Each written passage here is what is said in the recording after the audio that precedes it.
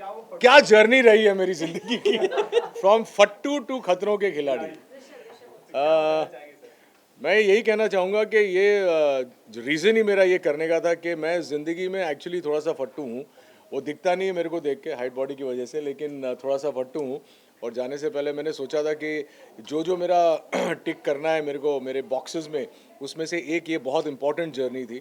और मुझे खुशी इस बात की है कि मैं जो करने गया था वो करके लौटा हूँ। एक बात बताइए, एक्टर्स को तो जनरली अपने आप का बहुत ज़्यादा ध्यान देना पड़ता है कि कहीं कुछ लग ना जाए या ना हो जाए।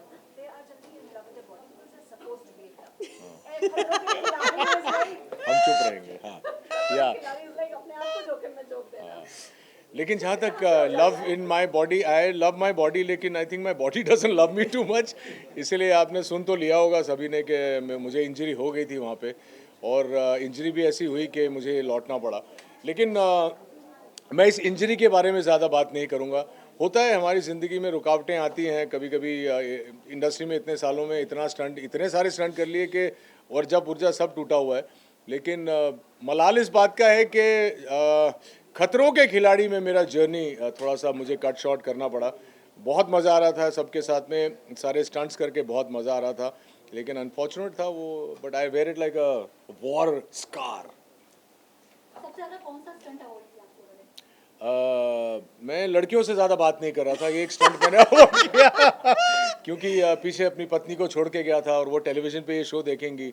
डर तो सबसे ज़्यादा खतरा तो बीवी से ही रहता है। लाया मीटर तो है यहाँ पर। हाँ, तो क्या इसलिए तो मैं इसलिए अच्छा, अभी इनके मैं ज़्यादा पहले नहीं। क्वेश्चन का आंसर मैं देती हूँ, उन्होंने झूठ बोला कि ये बहुत फट्टू। ये बिल्कुल फट्टू नहीं है। ये एक स्टंट था जहाँ पे हमें सबको चौपर पे लटका दिया गया था और मैं इनको देख रही थी और ये डटे हुए थे।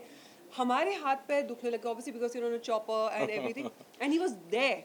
तो ये जो बोलते हैं ना फट्टू, he is just being too humble and trying to fish for compliments.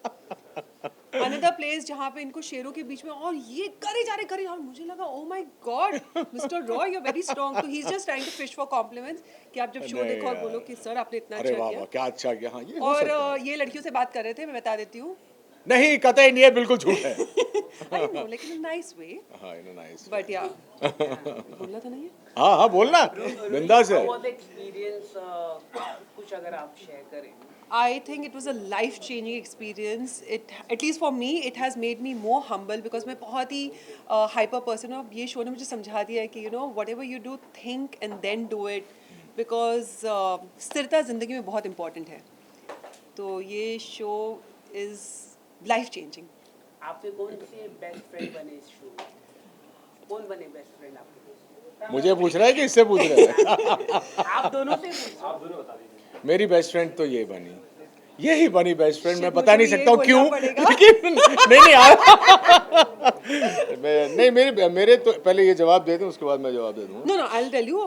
Best friend तो यार बच्चों वाला कॉन्सेप्ट है, बट मुझे लगता है कि मैं शहजान से बहुत क्लोज हो गई and he is there two people who kept in touch with me, one is him and second is Shahzan. So I just got little more closer to Shahzan.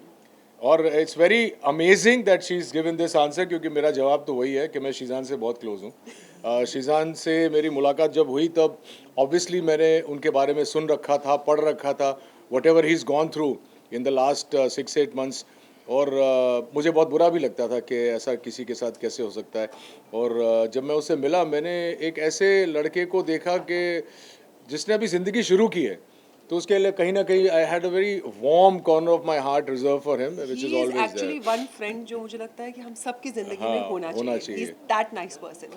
तो वही लाइक शी सेड कि बेस्ट फ्रेंड वाला concept नहीं, तो Sheezan is like a younger brother to me now. But उसके अलावा भी मुझे 2-3 लोग और बहुत पसंद हैं जो जिनके साथ मेरी ट्यूनिंग हुई। एक शिव है और एक डीनो है। और लड़कियों में लड़कियों में सिर्फ तू है। क्या बात। अगर बात करें सर 50 जो डेज की जर्नी थी, इसमें से अगर कोई एक दिन निकाल कर आपके लिए स्पेशल हो तो कौन सा? Honestly because not because on camera, हर दिन स्पेशल होता था यार, हर दिन कुछ ना कुछ हम लोग कर रहे थे। लेकिन मैं यही कहूँगा कि जो जो स्टंट इन्होंने मेंशन किया, हेलीकॉप्टर वाला, चॉपर वाला स्टंट, वो दिन, वो मोमेंट, वो मौका, वो सब मेरे लिए बहुत स्पेशल था, क्योंकि मेरी ज़िंदगी में एक ही डर है और वो है पानी। और मेरा पहला ही स्टंट पानी में था। तो आई थिंक वो moment when I went up on the helicopter till the time I finish the stunt, वो बहुत स्पेशल था। हम जब पहले इंटरव्यू करे किसी ने मुझे पूछा कि आपको आपकी एंट्री कैसी चाहिए? ऐसे यार मैं चाहती हूँ कि मैं चॉपर से लटकती भी आऊँ। मैंने भी वही कहा था। And trust me, it happened. मुझे लगा, oh my God, Saraswati was sitting on my tongue. बिल्कुल। But you know that moment is going to be there with me because जब मैं वो लटकी हुई थी उस चॉपर पे, डीनो मेरे बाजू में था, आप उससे पूछ सकते हो कि मैं देख रही थी, I was like, oh my God, look at the view, मैं गाने गा रही थी। वाह, I swear I'm not lying. मेरी तो फटी पड़ी थी। मेरे को तो बहुत मजा आ रही थी because you know it was the best feeling ever.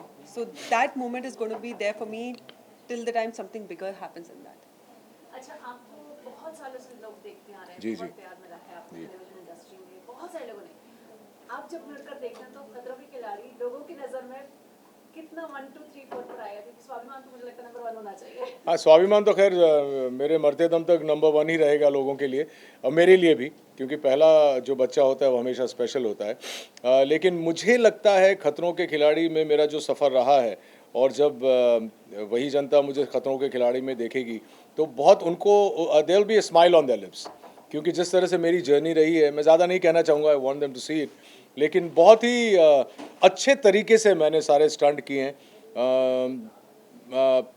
Satisfaction मुझे भी है और ऑडियंसेस जो मुझे नहीं जानती, जो मुझे स्वाभिमान में नहीं देख पाई है, जब वो लोग मुझे खतरों के खिलाड़ी में देखेंगे तो उन्हें एक बहुत ही इंटरेस्टिंग सी जर्नी नज़र आएगी।